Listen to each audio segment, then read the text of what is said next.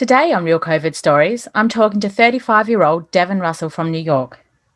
Devin is a former wellness centre manager who has been experimenting with a range of alternative and natural therapies to help him overcome long-haul COVID. Tune in to hear what he's tried and what has helped. You're listening to Real COVID Stories with Ivy Lane. The media numbers don't show the full story. Millions of people around the world have been sick for months and months on end. This podcast serves to share their stories, real stories of how people's lives have changed. Stories of the daily struggles, the prejudice, the pain, the triumph, the funny, and more. Hi, it's Ivy Lane here, and today we're talking to Devin Russell from New York for Real COVID Stories. Hi, Devin. Hi, how are you? Good, thanks. Thanks for talking to us today. My pleasure. So, you've had coronavirus for, when did you first start getting sick? March 14th, so almost 9 months now. That's almost the day that I think I was about then too, actually, March 14th. Wow. And so what was your life like before coronavirus? I was managing a wellness and center and an integrative medical practice. I was very busy with that. I was playing basketball in 2 leagues, and had a normal social life. Mm-hmm. All of that. And obviously healthy. Yeah, I was healthy. I was healthy at the time, but I did have chronic Lyme disease prior. But I was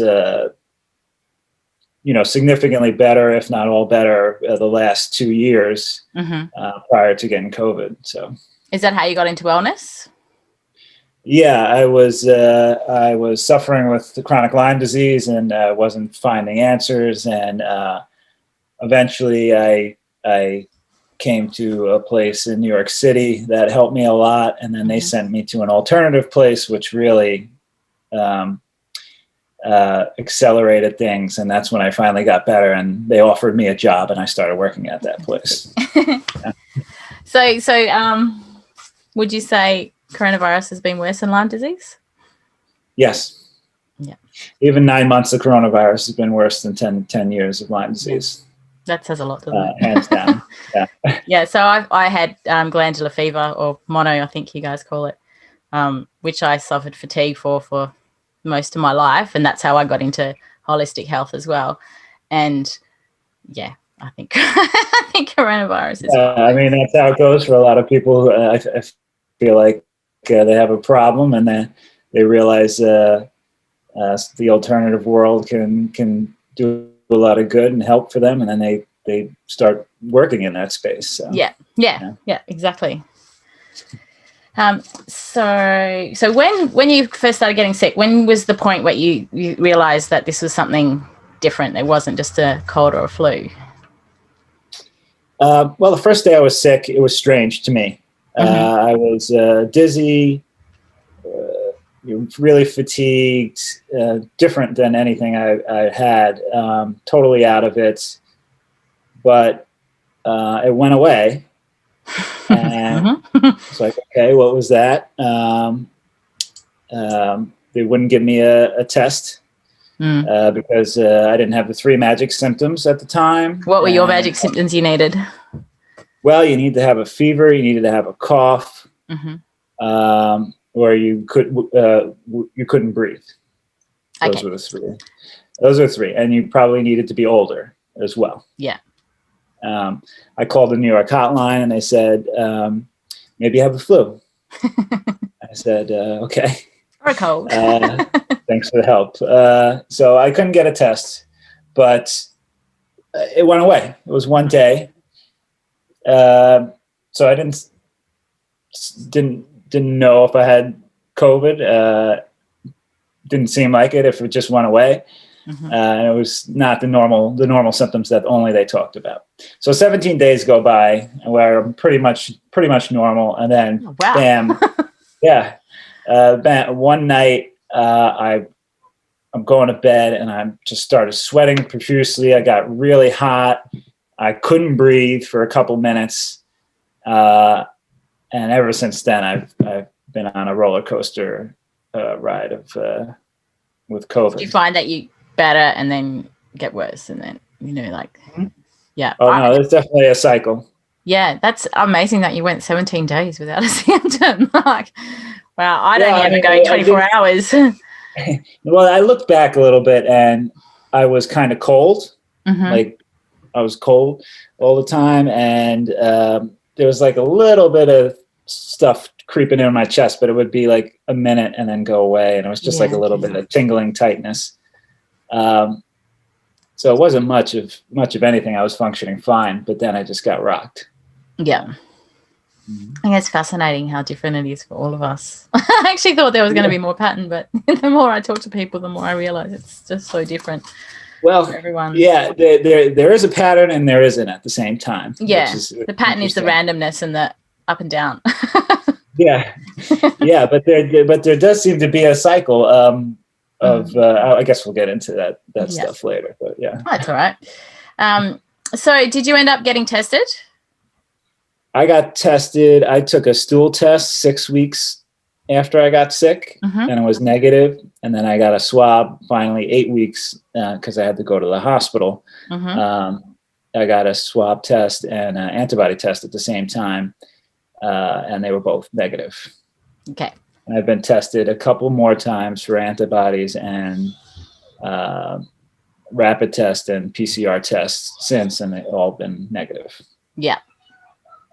But sorry, I can just hear my daughter screaming. If I get intruded on, it's just because children out there.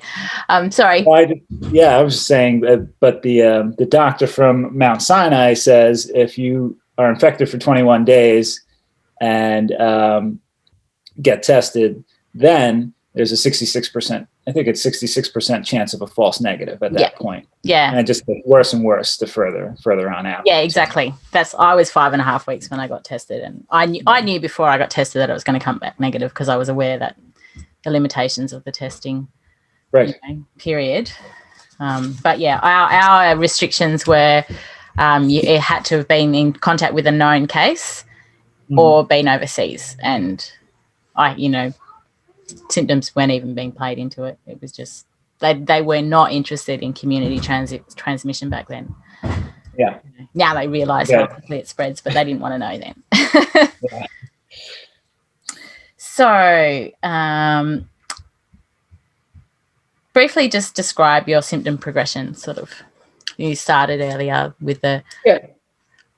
Yeah, so I started with that dizziness and that achiness, weird feeling, very weird feeling, kind of out of it. Then it progressed to the chest, and I would have tightness, shortness of breath, some trouble breathing. I'm trying to think of all the progressions. There's so many things that's happened. I think then the GI was next. Major stomach unrest, trouble with my appetite, that sort of thing. Then trouble dealing with eating red meat and anything heavy like that. Yeah. That's the one time I went to the hospital. I ate a steak, inflamed my gut, went straight to my head. My head felt like it was going to explode. So that was the end of eating red meat since then. So that was probably a gallbladder thing. Then I had a urinary issues with frequent urination, and you would get this smell, which people call like the COVID smell. Some people I didn't know about that one. Well, yeah, some people sweat and they smell, they have a body odor, or their pee might smell like ammonia or asparagus type thing. I probably couldn't smell it because you lost your sense of smell. That's the one thing that didn't happen to me. So not yet anyway. So I went to that, and it just kind of spread throughout my organs. Kidney, you get kidney pain, spleen at one point. And then I think it hit my vascular system. I felt like I was having many strokes pretty much, and have these crazy episodes every once in a while where you get really dizzy, kind of be burping too, and your heart would kind of flutter. and you'd have to like just kind of lay there, think about if you want to go to the hospital or not. So that was a scary period. And a CNS period, which is kind of what I'm going through right now. It's a lot of brain inflammation and body aches as well at the same time, joint pain. So I have a lot of inflammation right now still. There's a couple other segments there that I've missed, but that's all right. Yeah, it's hard to remember. It bounced from one thing to the other, basically. It seemed like, and that's why I always felt like the virus was still alive, because it didn't make sense to me that it would bounce around like that if it weren't still alive. It's kind of like it burrows in, and it just keeps going deeper and deeper and deeper, and keeps trying to get an angle somewhere. Yeah, like your immune system reacts to it in that spot, and then it goes to the next spot. Yeah, it's like, well, I'll try something else then. Yeah, I've got you. Yeah, it's like playing hide and seek. Yeah, and I guess with your understanding of wellness, were you doing things to try and support each step? I've done a lot of things. Yeah. Immediately, I was doing vitamin C. Orally, probably 10-15 grams a day, like every hour. That did help. I could feel my chest lighten up as I did that. But each segment brought forth new problems that had to be solved with different things. So the GI, I had to do Pepsid. I still do Pepsid. I just have to do it until that all calms down officially. The nervous system, which is one of the scariest parts. Sounds like you're going through that with the brain fog too. Hyperbarics helped me a lot, and some different supplements as well. One called Nupinex has really helped as well. Oh, that's the one. Was that the one that was being discussed by the person who's seeing the neurologist who's treating it like traumatic brain injury? So the one that's like got turmeric and that's pricey. It's pricey, but it's buy one get one free right today. Yeah. I might look at that. I've just been trying to mimic it. What's that? I've been trying to mimic the ingredients. Like I was doing pretty much everything. I have to get CoQ10. That's not what I haven't had any of that yet. Yeah. I think it's worth buying, and I'm also doing peptides too. Cerebral lysine is a major peptide for the neuropeptide. So I'm trying to protect my brain and help bring down that inflammation, but it's complicated. It's very complicated, especially when your brain's not working. Yeah. It keeps you guessing. Yeah. So how has your life changed since COVID? It's been pretty brutal. I mean, I can't. Days I can't function at all. Sometimes I'm too nervous to even drive, like with my limb weakness from the inflammation in my nervous system. And then the brain. That's what worries me sometimes. Like I just do stupid things and go, oh. Right. You really have to concentrate. Yeah. Hard sometimes. Yeah, I understand that. I lost my job. I've spent a great deal of money. This has been exhausting physically and mentally. I have had arguments with my friends and family who just don't get it. And are insensitive to it and just put other people at risk, in my opinion. So a lot has happened. It's changed forever, and I hope I can recover, and I hope I make it here. I'm still nervous about living even, but especially even more. I think I will live, but the damage is very concerning. What might happen to my brain and blood vessels, and I think my heart's okay, but I hope that's not the next spot it goes to. Or anything. Have you had any heart issues? I've had some heart fluttering. I've had a little bit of high heart rate, but the high heart rate came down when I did steroids, so it seemed to just be inflammation related. So maybe I did have some myocarditis or something like that, but my echo was fine. Yeah. I had a quick so was CT. mine. Yeah.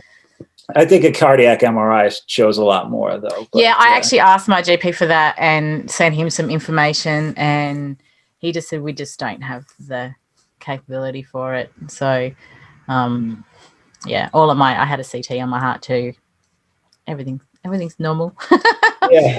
Hopefully that's okay. But I mean, I know the X-rays and CTs can be normal on the lungs too, but there can be problems there still. Yeah, so. I just think that the testing it's not capable, but it's not designed to be looking for what they're trying to look for. No, not the micro, micro level. It's not so much. So that's part of the problem. The normal testing has not been very helpful. Yeah, for us. Yeah. So, what has been the hardest part of this journey for you? Just not knowing if I'm going to live, and not knowing what this end result is going to be, and not knowing how to solve it. Because I'm a mathematical Virgo who needs to be able to solve everything. So, this bothers me a lot. And I'm not a mathematical. I'm a Libra. Yeah. I'm not really mathematical, but I know it's having to solve it. Yeah. Yes. I want to solve it for me, and I want to solve it for everybody, really. So. Yeah. Do you feel defeated every time something plays up again? No, I'm pretty tough and pretty resilient and optimistic still. That's but I wish I could just try what I want to try easily. I think IVIG could be a huge thing for me and for everybody. But you got to jump through hoops to get IVIG. Unless you want to pay straight cash, which is $5,000 to $10,000, I think, for the I don't even think that's an option here. I don't think. No. We can't even get antibody testing. We're not allowed to get antibody testing. Yeah. So we've got the one test, and that's it. Well, I think, if you can qualify for IVIG. I don't know. You have IVIG there, I would assume, right? I don't think we do. Maybe I don't know. Well, basically you gotta qualify via an abnormal test, and then hopefully your insurance will approve based on that, but that'll take a month. And then you got to figure out where to do it. It's just it's really complicated. And for people who are sick and don't even have a clue about IVIG, that's a tough task, I think, to arrive at that. So I just wish there were things that were more accessible. Stem cells, IVIG, things like that I think would be helpful. Hyperbaric, which is helping me right now. So hyperbaric's like going hot cold. Is that what you mean by that? What's that? Is that like going hot cold treatment? Oh no, hyperbaric's oxygen treatment. Oh, okay. But like divers, if divers came up from pressure too fast, they would put them in a hyperbaric tank to kind of normalize things. But you can also use that as a treatment where you're getting 100% pure oxygen into your body, and it's bringing down inflammation, helping with brain fog, which it has already. I've done 4 treatments, so I'm very hopeful that can help me. Maybe I need to add that to my list. To my long list of things. Yeah. So what was the strangest symptom you've experienced? I guess just the feeling of almost feeling paralyzed from nervous system inflammation, and then also it coming up to the lungs and feeling like you weren't able to control your breathing on a nerve level. That was probably one of the scariest, and also the feeling the mini strokes, kind of like the shooting up in the back of the head, and then going really lightheaded and dizzy, and those are 2 of the worst, I think, 2 of the weirdest. The stroke one, it was for me. I didn't want to go to hospital because I didn't know if I was going to come out and I was going to leave my children alone. And one night, my daughter, who was 14 at the time, slept next to me and she's looking at my symptoms. I go, Mum, you're having a stroke. And I'm like, I'm not having a stroke. I'm not having a stroke. No. And I can't believe I put my children through what I put them through by, that's eventually why I went to hospital, because I just said, I was on steroids after that. And then when they stopped working and it flared up again, and I just said, I'm not doing this to my kids again for them sitting there watching me stroking. They thought, Yeah, it's scary. So have you been able to find support? So mental support, social support? Yeah, well, because I worked where I worked, and because of my journey with Lyme disease, I kind of already arrived at the people that might help in this situation. Which is like the integrative people that kind of understand Western medicine, but understand the alternative stuff. So I had a lot at my fingertips. And I had some good practitioners with good ideas to help me. But I feel very lucky to have the same team. Yeah, I don't know. I mean, I may not have made it if I was just a typical person. Yeah, if I'd done nothing, would I have made it? That's exactly what I wonder. I don't know. This is how sick we get doing what we did.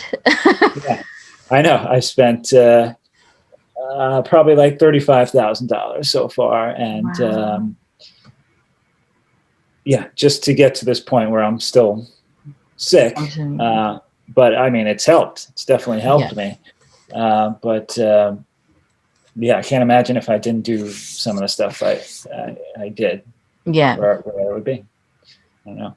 Did I answer the question, or was there? Yes. I have COVID brain fog. I don't remember where we started. And so, what about social support? Oh, social support. My parents were supportive. They believed I had it. They would help me with food, and eventually, must have been a month or two. Then I started having a lot of trouble. So they helped me with food and that sort of thing, and we would sit outside and talk and that sort of thing. So that was great. I had some friend support, some not. Some friends were not supportive. So it was mixed, but I knew what was going on. So it was not like I was questioning myself or anything, or I needed to really listen to what the naysayers were saying So it didn't affect me so much. And I had some help. So that was good. Yeah, that's good. It makes a big difference. I worry about people who've got nothing, because the mental journey is, I think, the hardest. Apart from the physical stuff, but that mental strength to keep going.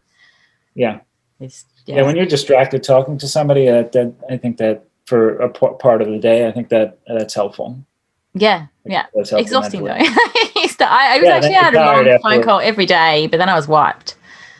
Absolutely wiped. Yeah. So what, if any, prejudice have you faced? Prejudice in what way? You know how, I guess you're saying, people, a naysayer, because, Yeah, well, because I didn't have a positive, or didn't have antibodies, couldn't have had it, or, a family member just keep trying to, push me away from it being COVID, because I've had Lyme disease. So, obviously it's, it's just Lyme disease, but no, I know the difference. And I was perfectly healthy for 2 years with Lyme disease. So is it a factor? Maybe, but it wasn't Lyme disease. That's for sure. It's quite different. So I had to deal with that, and people who didn't believe in masks, and because people can always find a study to match what they want. So they could find a study that say masks don't work, and I would find a study that say masks do work, and then I'd say, since there's studies for both and we're unclear, isn't it just safe to wear the mask? But that didn't seem to ring true. They just want to do whatever they want to do, basically. Yeah. That's why I'm glad I live in a place where we came down so hard. Our lockdown still now was the longest in the world. but it paid off. And Yeah, masks it are still did. compulsory in most circumstances. And we haven't had a case in my state in over a month now. And we still got masks. That's not what's going on here. That's I know. for sure. It's terrifying watching. It is terrifying because people have no idea about the long haul. The problem is with my friends, it's all life, death. Yep. You're probably not going to die from it, and you're young, blah, blah, blah. But they don't realize there are literally millions of long haulers that are really sick, causing a burden on the healthcare system that are going to affect prices eventually. Insurance is going to go through the roof one day, I have no doubt. People are committing suicide. There's all sorts of things going on that are just not in the pure view because it's all life versus life or death. Yeah, debate all the time. Yeah, because the media just says how many people recovered.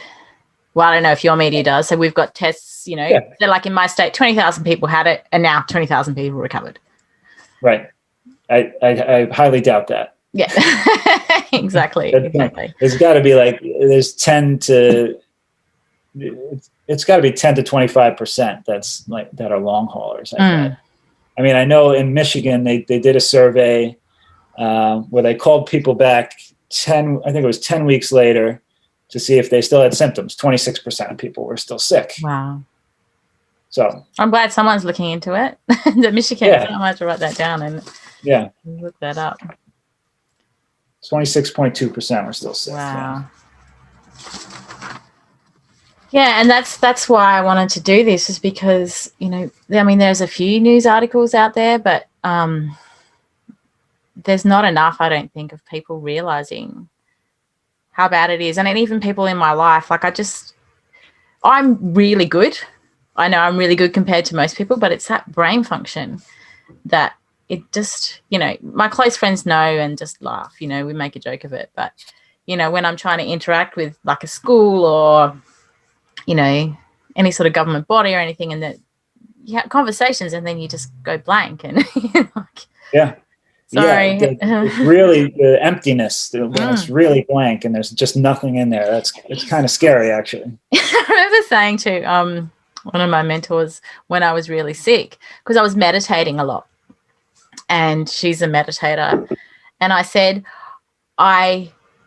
when I'm meditating, my mind goes blank. And she's like, oh, that's really good. I go, no. It's not because I've achieved this higher state of, mental control. There's literally nothing going on in my brain. Right. There's nothing there. Right. It's scary to let it go, because it's you got to stay on top of your brain. It feels like you never want to get to that emptiness. So I don't know if you get scared when you feel that emptiness when you're meditating. I think I was too exhausted. I think it's just, I think I just, drifted off and whatever. So where are we next? So is there anything you have found that helps you the most? I think you kind of covered this a bit, but we'll just go. Well, I've tried a bunch of things. Early on, the oral vitamin C helped me a lot. Oh, you're just oral, not IV? I can't tolerate IVC. It sent me off a cliff when I did IVC. Oh, really? And it's a couple other people I know, same thing. Totally sent them off a cliff. So you got much sicker? What's that? You got sicker?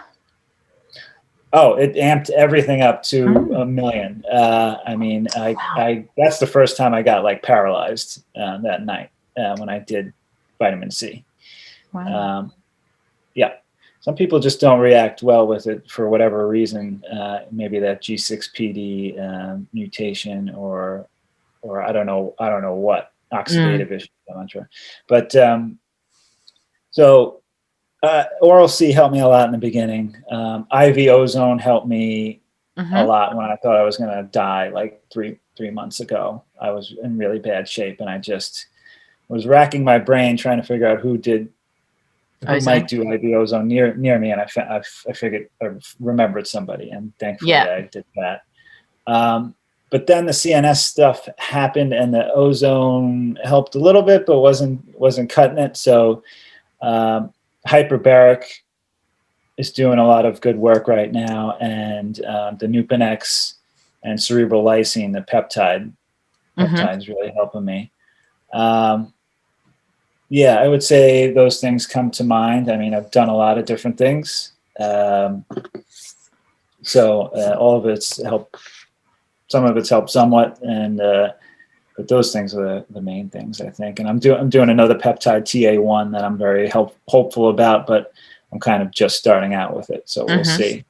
And I'm trying to get a hold of IVIG because I think that's the big ticket, big ticket home, I think. Let us know how you go. Yeah. Well, I will. You know anyone who's had it done? Not personally, but I talked to a lot of people, and we're talking about it a lot. Oh yeah, there's one guy that's had it done, but he's had a lot done. He's gone to Colombia to do stem cells. He's doing all sorts of stuff. He does 10-pass ozone, IV ozone, which is way stronger ozone than what I'm doing. He's doing better now, but what thing is doing what is hard to say. But he did have a reaction to the IVIG initially, so that usually means it's doing something. It's helping fight infection or something like that. So can you explain that? Because the IVIG, because I just realized people will be wondering what it is. Yeah, it's intravenous immunoglobulin. So it's supposed to kick up B cell response, which antibody response. And a lot of us people who are sick for a long time don't seem to produce the antibodies. And that might be part of the problem. So it'll kick that up. It'll modulate the immune system. So kind of bring down inflammation, bring down the immune system. It does do something with T cells too. But I think that it kind of modulates those as well. And yeah, it'll help fight infection. It should help in most of the ways we need help with. If there is infection still present, or if it is an autoinflammatory thing, it should help with all of that. So I've seen some people talk about it that have been helped out by it, but then there was one particular spectacular story where somebody was having seizures and really bad neuro symptoms, and they took the IVIG, and I don't know how long they did it for, but it was miraculous, and then they were fine and back to work, that sort of thing. Yeah, which I can't even think about work yet, but so that's a pretty big leap from going from seizures to back to work. So people on the Facebook message boards aren't talking about it as much as I thought they might be. So I guess people don't know about it. So I'm always one to try something and then try and tell everybody about it. I was like one of the first. I did stem cells myself in the States, so it's much weaker than if you go out of the country. I was the first person to do it at that location. So I like trying things, and then so do I. I don't recommend anything unless I've tried it. Yeah, I know exactly. So, is there anything that makes you worse? Anything that makes me worse? IV vitamin C. That makes me worse for sure. A bad diet would make me feel worse for sure as well. Diet's a huge key with this. I mean, I had a really strict diet before this, so it was not much of a change for me other than kicking out the red meat. That made me feel worse too, because I've had problems with the fats all of a sudden. So, sugar, alcohol, bad carbs, red meat, vitamin C, IV. I don't know. No, I found I realized. What else? Sorry. What else might make it worse? You think? Well, just with alcohol, I realized, because when I started to get better, and because I'm not drinking at all anymore, but what I was doing was just to feel something in my brain. I was drinking, obviously making it so much worse, but it was just so my brain felt something. Terrible idea. Don't recommend it. Bad idea. No. But just that was like, oh my God, I just need to feel something. Mm-hmm. And drunk is actually more than an empty brain. Well, I'm already kind of drunk most of the time anyway, so I don't need the alcohol. But like I said, it's not a good idea. But that's what I was doing, and once I realized, I was like, oh my goodness, what am I doing? Well, there are a couple other things along the way that made me feel worse. So at times, heat would make me feel worse when I had like POTS-like symptoms. When those POTS symptoms were the worst with my nervous system, the heat would kill me. If I was in the heat for too long, I would be like immobilized. I would feel horrible that day, probably the next day.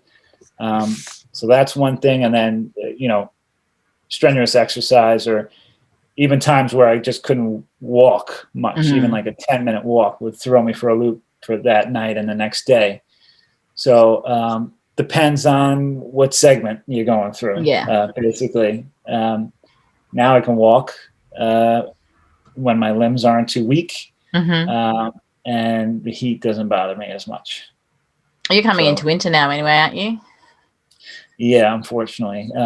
Well, that's another thing that bothers me. The season changes and the weather systems that come through, the rain and the bad low pressure weather systems, that'll trigger me. And also stress, obviously, is another thing that'll make you feel pretty bad too. So the I irony. don't know how I can avoid all those things.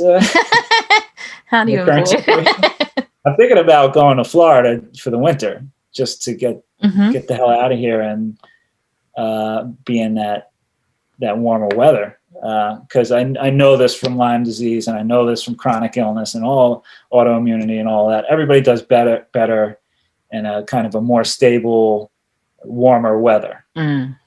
Yeah. I was very grateful for when I was most sick. We just had a really big, long period of nice sunshine. It wasn't too hot. And where I live, we've got really crazy weather. It's so unpredictable. It can be really hot one day, really cold the next. And it just seemed to be for 5 or 6 weeks, we had beautiful temperature.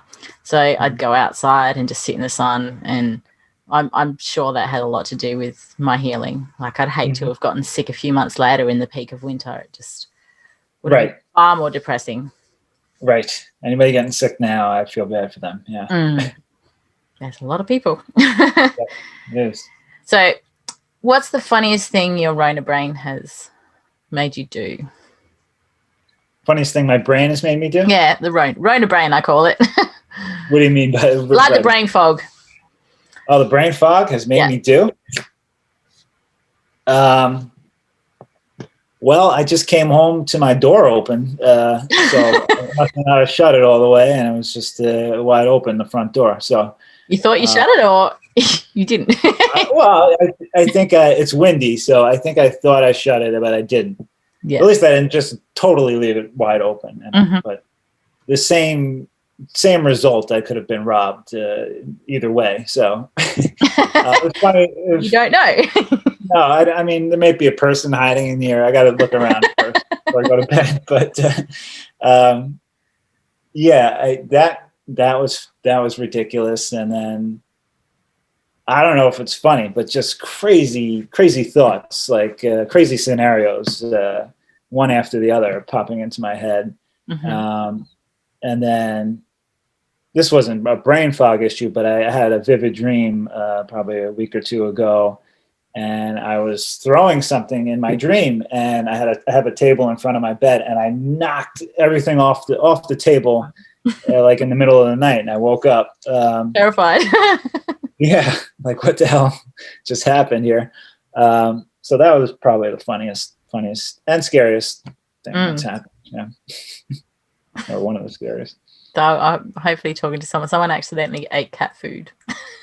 Ate cat food. Yeah. Wow. I won't tell the whole story because hopefully I'm interviewing it soon. That's hilarious. Did they want that edited out? No. I think she's happy to share it. Okay. So I have a cat, so I'm okay. Yeah. In one sentence, can you describe what COVID's been like for you? COVID is torture. Mm-hmm. It's torture and scary. Yep. Yeah. I agree. No, I think because we're in the forums, you know, every day you see somebody saying that they'd wish they'd actually died, and it's so sad. It's so sad that, you know, getting to that point that you'd rather have died than to be living through this is awful. I think torture is a very accurate term. I know. I mean, more than half of the people I've spoken to have contemplated suicide. One person really significantly, and I had to intervene. And thankfully she didn't, because she's doing better than most people right now. So that should give people from one of the forums? Yeah, just the person I met, and you know, she was in the hospital, and she was like, "I'm just going to kill myself when I get out of here." So I had to I tried to figure out which hospital she was in, and call the hospital to tell them what was going on. Try and reach out to her family, you know, and stuff like that. And so the nurse talked to her, and she didn't go through with it, and wow. she's doing quite well, a lot better than a lot of the people I talk to. So, you know, don't give up, you know, because you can find something in a second that helps. Hydroxychloroquine helped her, actually.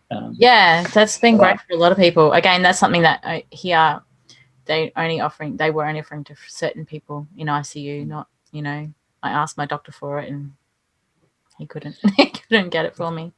I mean, it seems to make sense in the beginning, in conjunction with zinc or something like that. Yeah. But it also seems to make sense later on with what seems like a lot of autoinflammatories like things that are happening, because it can turn those things off. But I know she knows somebody else who's on it, and when she came off of it, she relapsed immediately. So yeah, okay.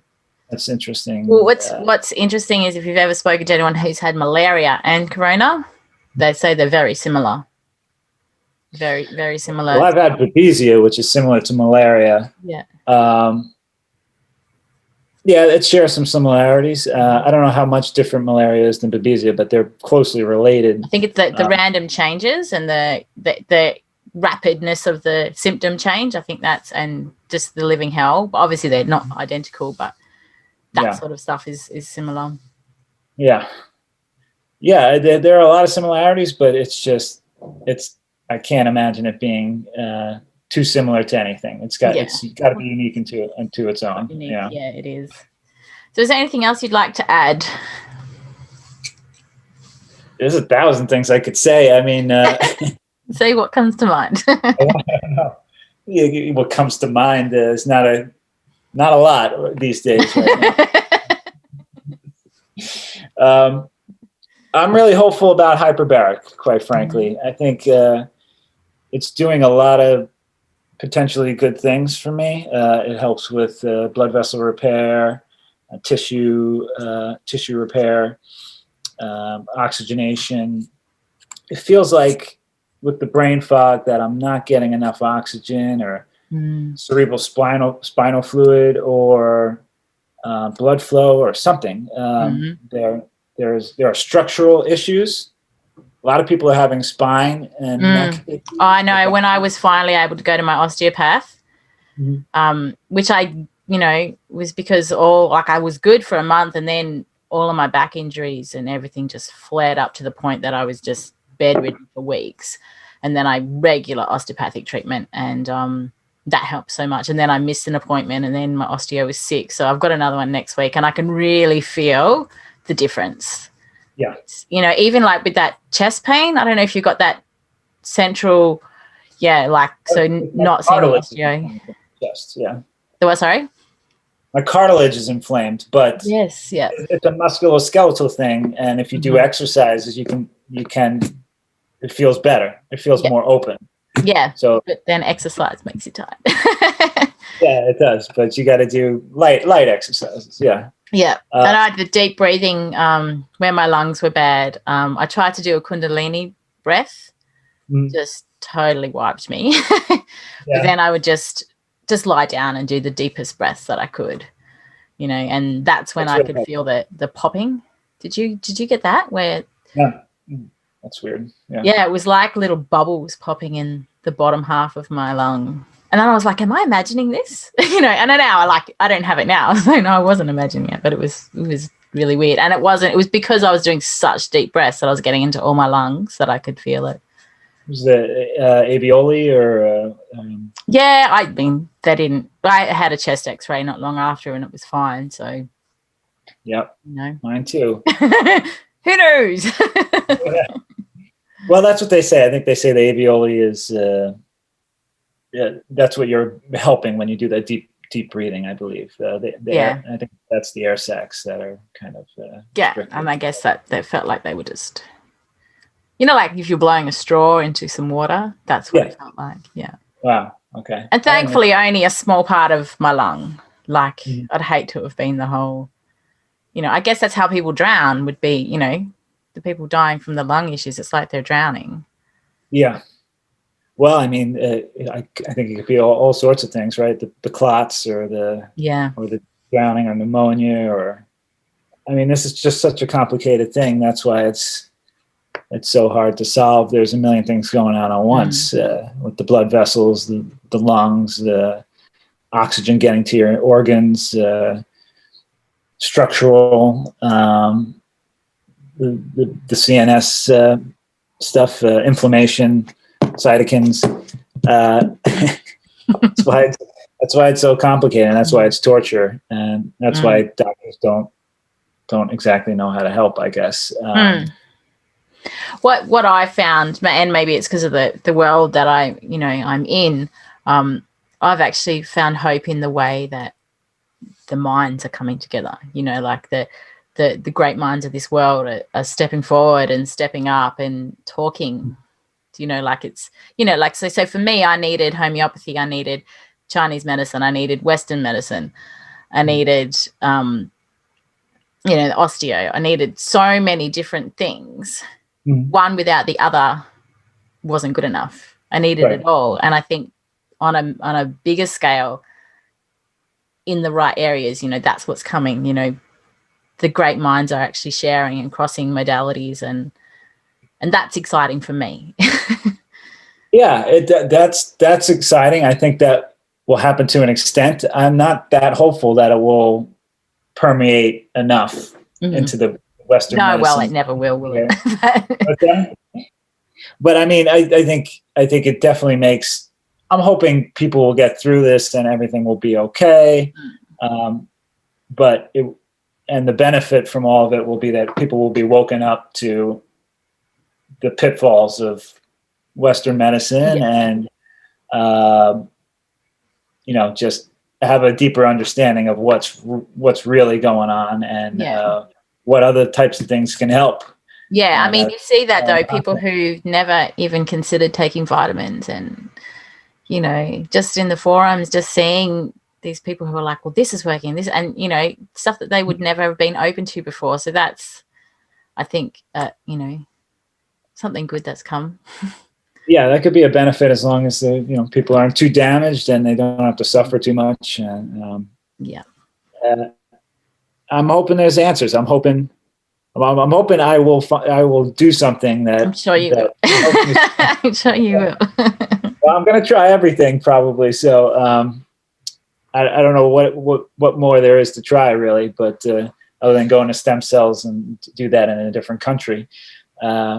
So where would you go to do that? Like I go to Colombia like my buddy did, or go to Mexico. Okay. There's a good clinic in Tijuana, and then there are 2 good clinics in Colombia.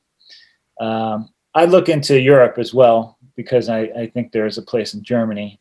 I just don't know of it. But I know firsthand about the place in Tijuana. It's pretty easier access for you too. Yeah, you fly to San Diego, they pick you up, they bring you there. You stay 3 days. The hotel's across the street, and you don't really want to wander out into Tijuana too much, I don't think, especially right now here. It's kind of dangerous, but I know a lot of people who've been to that clinic and have done quite well with it. And I know they're treating people with COVID and post-COVID. So I think that would be a last ditch effort if I felt like I was losing my head and nothing was working. But I'm hopeful Hyperbaric will stabilize me until I can get my IVIG, and that will do it. I think that might be a huge key, the IVIG. I just don't know. Yeah, I mean, I just don't know what the access will be for most people.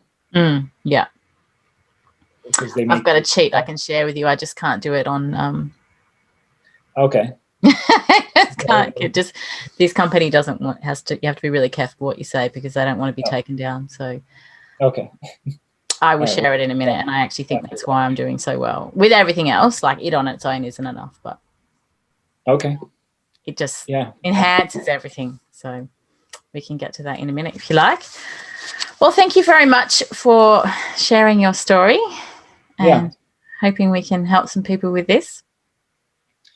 Yeah, I hope so. Maybe give some people some ideas or something, and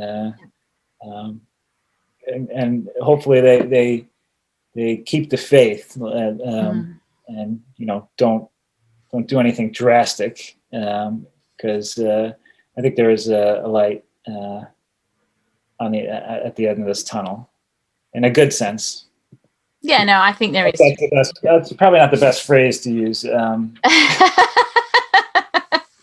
but there's something at the other end of this rainbow. That's probably better. Pot of gold.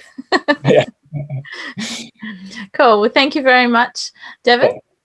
My we'll pleasure. say goodbye for now, but